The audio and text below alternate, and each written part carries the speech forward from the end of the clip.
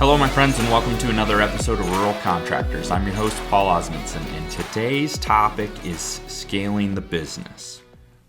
What does it take to scale a business? First of all, we got to start with your goals. What is your purpose?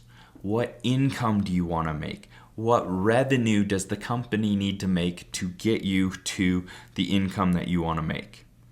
What is the problem you want to solve in your industry? Business is all about solving problems. What problems, what service are you providing to solve for your customers? What is the vision you have for your company? How big? How far? How do you want to go? How do you want to get there? Why is the problem that you are wanting to solve so big that you have to do it? What is the consequences of not chasing your dream? How will it negatively impact you and your family and your customers if you don't go out and reach this goal, if you don't provide this product or service to your customers? What is the structure for your business? Do you have core values? Do you have a mission statement? Do you have a we help statement? Do you have the structure for your teammates to come on? Do you have interview questions lined out to see if their character aligns with your core values and your mission statement?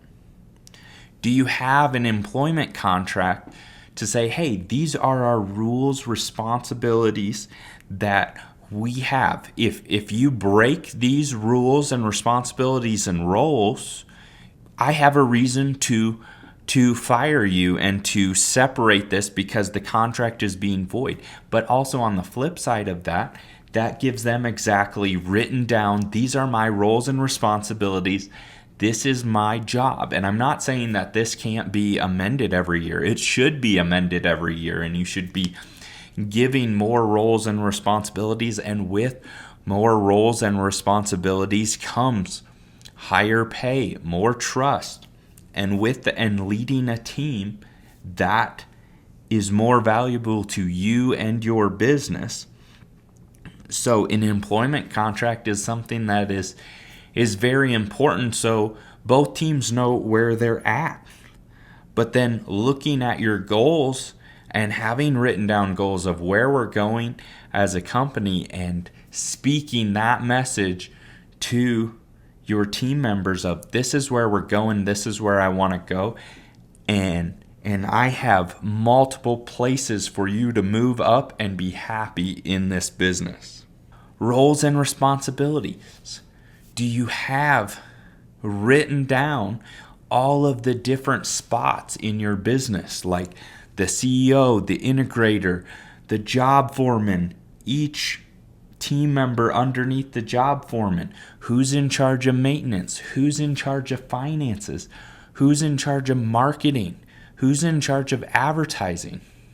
All of these roles are very important, and when you can draw out each individual space and know that there's a spot and that you can't do it all when you have a big vision. But also we want this level of efficiency.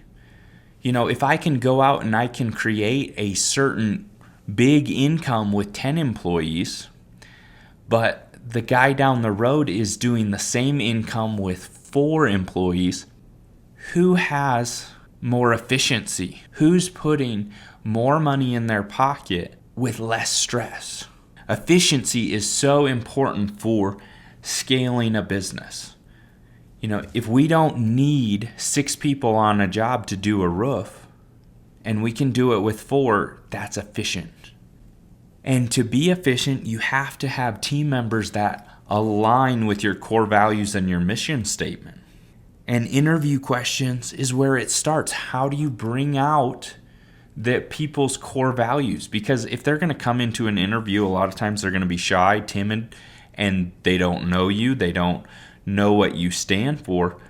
But if you bring somebody in that does not align with your core values, that brings a poison into your company and they don't have the same goals as you, you want to avoid that before it even happens. Do you have the systems and processes to get to where you want to go? If you don't have this structure, how are you going to get there? If you don't have the goal, like we talked about right away, you can't grow your business. If you don't have the structure, you probably won't grow your business. And the last point is, do you have the capital to grow your business? Do you have your finances in a point? Because there's good debt and there's bad debt. Do you have your finances in order so you know where your equity position is? Or do you get to the end of the year and your tax accountant said, wow, you made really good money. And you go, where did it go?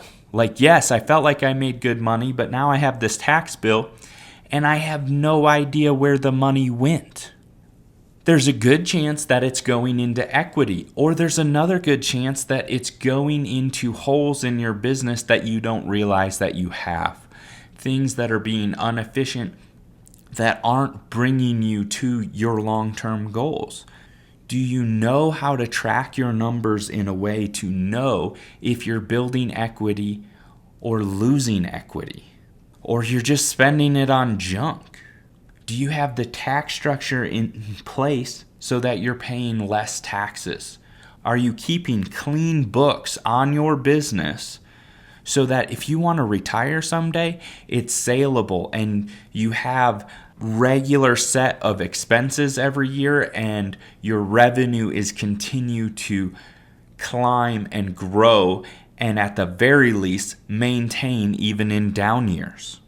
And when we're talking about the tax structure and where did my money go at the end of the year, it's like my accountant says I made money, but where did it go? Where is it? Do you know how to capture that and leverage it with the bank? Because let's just say you want to scale your business.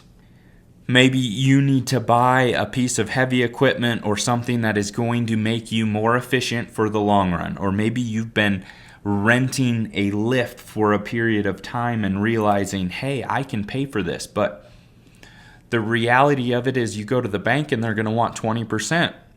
But what about your equity that you're not tracking? That's where your money is going at the end of the year. Like, you're putting it into tools, you're putting it into equipment. You are building an equity, a net value there. But whose benefit is that? When you don't understand your position with the bank, you're consistently, you're not using that leverage that you have. Because the bank needs a safety net of your thing. So going back to, you need a lift, you need to buy it, but let's say it's an $80,000 lift. We're buying a nice one, we've been renting this, whatever. But you don't have the 20 grand or the 15 grand, whatever 20% is, to put as a down payment for your lift. I mean, maybe you have the money, but that really cuts into that cash, that operating expense to go through your business. By knowing, using your leverage of your equity, leverage that with the bank to be able to go to the bank and get a really good interest rate because you know how the bank works and how they make decisions. And people that know how the bank works and know their grading system get better interest rates than people that don't know their bank. How many people have went into the bank and they need a note and the banker is saying, hey, I need you to fill out this balance sheet. I need assets, liabilities, cash flow. This is pretty common that they ask for that and they help you fill it out and you just go through it. But do you know what position it puts yourself in when you come to the banker with all of that information ready and saying, hey, I want this money. And I know that I have the capital and the resources and the cash flow to pay for it, and it makes sense and it helps me push my business forward faster. Do you know your numbers on that level? Or are you just hoping that the banker renews your line of credit or gives you the money so that you can do this? Do you know where your position is? Do you know how the bank works? Recapping here. Scaling the business. What's your goals? What's your target income? What's the problem you're solving? Who are you solving the problem for? Structure. What are your core values? What are your mission statement? Do you have interview questions for your future employees? Do you have employment contracts for your team members? Do you have roles and responsibilities for your team members? Do you have structure for keeping your books? Do you have a good accountant to help you file your taxes at the end of the year? Do you know the tax structure that you should have to have the most efficient tax structure to keep the most amount of money in your pocket? Do you have clean books for your business? Do you know how the bank works? Do you know your assets and liabilities and using them to your advantage? If you don't know these things, this is exactly what we help you with in Contractors Boardroom. If you're a small business or a rural contractor, we help you get efficient in all of these areas. We help you set goals of where you want to go with your company. Not only that, we give you the motivation to keep going. We give you that encouragement. When I was just starting to build my business, I was doing it all on my own. And I was reading these books and I was moving forward. But what I didn't have is that real accountability from a business owner that understands what it takes to build a business to the next level. I didn't have that accountability. When I hired that accountability to keep pushing me forward, when I joined a network of people, like-minded people that were moving in a direction to keep my business heading forward, and they're keeping their businesses moving forward, it changed my life. It gave me the motivation and the structure to move forward at a way faster pace. If you're interested in seeing what Contractors Boardroom is all about, click the link below this episode. It'll lead you to my ClickFunnels, and it'll lead you through our step-by-step, show you a little bit about what we do inside Contractors Boardroom. I hope this episode was valuable, and we'll catch you on the next one.